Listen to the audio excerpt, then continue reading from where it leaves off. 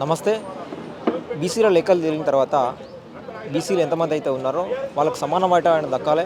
అదేవిధంగా కామారెడ్డి డిక్లరేషన్లో ఇచ్చిన విధంగా ఏదైతే 20,000 కోట్ల బడ్జెట్ కేటాయిస్తామన్నారో అవి కూడా నెరవేర్చాలని చెప్పేసి కూడా డిమాండ్ వస్తూ ఉన్నది.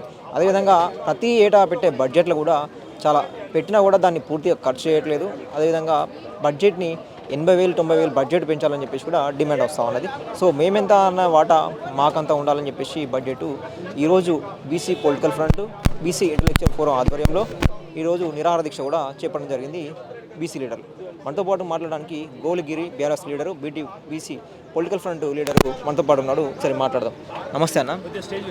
ముఖ్యంగా గత కొన్ని సంవత్సరాలుగా ఇప్పుడున్నటువంటి రాష్ట్ర ప్రభుత్వం బీసీ ప్రజలకు రిజర్వేషన్ పేరుతోటి కామారెడ్డిలో ఒక డిక్లరేషన్ ఇచ్చి ఆ డిక్లరేషన్ పేరుతోని గద్దెనెక్కడం జరిగింది. గద్దెనెక్కిన తర్వాత వారిచ్చిన హామీలను మర్చిపోయి వారికి అనువనువున అన్యాయం చేస్తూ హామీలు నెరవేర్చకుండానే రిజర్వేషన్లు ఇవ్వకుండానే ఎలక్షన్లలోకి వెళ్ళి ఆ ఎలక్షన్లలో కూడా బీసీలకు వారి ఓట వారికి కేటాయించకుండా కేవలం పంచాయతీ ఎలక్షన్లో 17% మాత్రమే రిజర్వేషన్లు ఇచ్చి ఆ తర్వాత మున్సిపల్ ఎలక్షన్లో 23%, 24% పెంచి వారిని ఎలక్షన్లలో కూడా అన్యాయం చేయడం జరిగింది.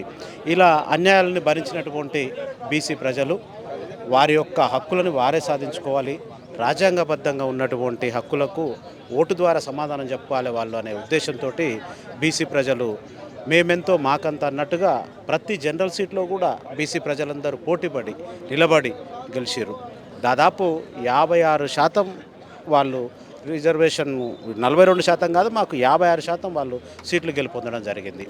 ఆ విధంగా కొనసాగుతున్న క్రమంలో ఇప్పుడున్నటువంటి రాష్ట్ర ప్రభుత్వం బీసీలను మరింతగా ఇబ్బంది పెడుతూ ఊర్లలో మొన్నే జరిగినటువంటి సంఘటన కుమ్మెర గ్రామంలో మల్లన్న జాతరలో నాగర్ కర్నూలు జిల్లాలో జరిగినటువంటి సంఘటన మీలాంటి మీడియా ఛానళ్ళ ద్వారా అందరూ చూడడం జరిగింది.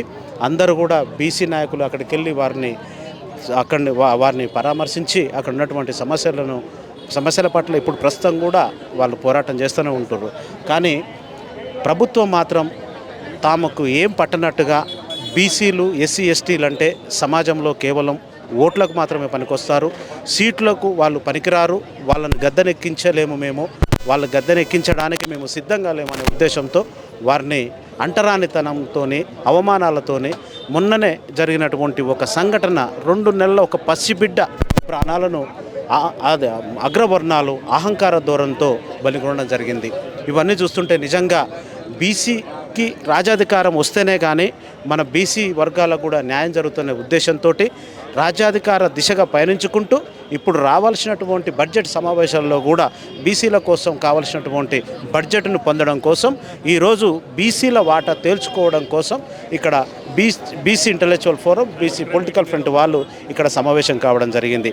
ఆ సమావేశంలోనే ఇలాంటివన్నీ చర్చకు వచ్చి బీసీలను చైతన్యపరిచి బీసీల వాటా తెలుసుకొని రాబోయే ఎలక్షన్లో కూడా ఎంపీటీసీ జెడ్పీటీసీ ఎలక్షన్లో కూడా బీసీల యొక్క హక్కును వాళ్ళు తెలుసుకొని ఆ ఓటు హక్కు ద్వారానే వారు రాజ్యాధికారం సాధించుకొని ఆ రాజ్యాధికారం ద్వారానే మనకు కావలసినటువంటి న్యాయాన్ని కూడా పొందగలుగుతాం, రక్షణ పొందగలుగుతాం అనే ఉద్దేశంతో ఈరోజు ఈ కార్యక్రమం చేపట్టడం జరిగింది. ఈ కార్యక్రమానికి నా వంతుగా నేను ఒక బీఆర్ఎస్ నాయకుడిగా ఉన్నప్పటికీ కూడా ఇక్కడ ఇచ్చేసి ఇంటలెక్చువల్ ఫోరం ప్రెసిడెంట్ గారికి మరియు బీసీ పొలిటికల్ ఫ్రంట్ ప్రెసిడెంట్ గారికి నేను ఒక బీఆర్ఎస్ నాయకుడిగా మరియు బీసీ నాయకుడిగా వారికి సంఘీభావం తెలియజేయడం జరిగింది.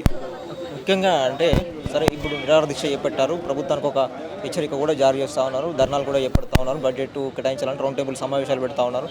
కానీ ఇక్కడ ఒకవైపు ఏమో పేదలకు ఇవ్వాల్సిన ఇందిరమ్మ ఇల్లు స్కీమ్ అని చెప్పేసి కాంగ్రెస్ ప్రభుత్వంతోనే సాధ్యమైందా అని చెప్పేసి ఒకవైపు ఇల్లులు కూలగొట్టుకుంటా వాళ్ళకు వేరే దగ్గర ఆశ్రమం కల్పించకుండా ఓవైపు కూలగొడతారు, ఓవైపు ఏమో 5,000 కోట్లు పెట్టి గాంధీ సరోవరం కట్టుకుంటా మూసి పేరు మీద అభివృద్ధి పేరిట విధ్వంసం చేస్తున్నారని చెప్పేసి ఒకవైపు విమర్శలు వస్తాయి. అంటే 5,000 కోట్లు పెట్టిన విగ్రహాని కోసం ఉంటాయి తప్పించి బడ్జెట్ కోసము విద్య కోసము వీటి కోసం డబ్బులు లేవని చెప్పేసి ఒక క్వశ్చన్ మార్క్ అయితే వస్తూ ఉన్నది. దీని గురించి చెప్పి ఇప్పుడు గాంధీజీ కలలు కన్న సామ్రాజ్యం అని చెప్పి ఈ సమాజాన్ని అప్పుడున్నటువంటి స్వతంత్ర భారతదేశంలో మనం వెలుగెత్తి చాటడం జరిగింది.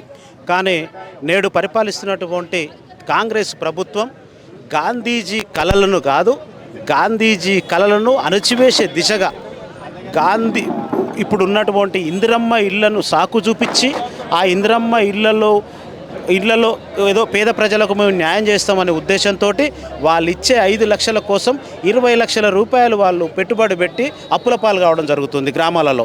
ఇప్పటికీ చూస్తున్నాం బేస్మెంట్ లెవెల్లోనే చాలా ఇందిరమ్మ ఇండ్లు ఒక అసంపూర్ణ నిర్మాణంలో ఉన్నాయి.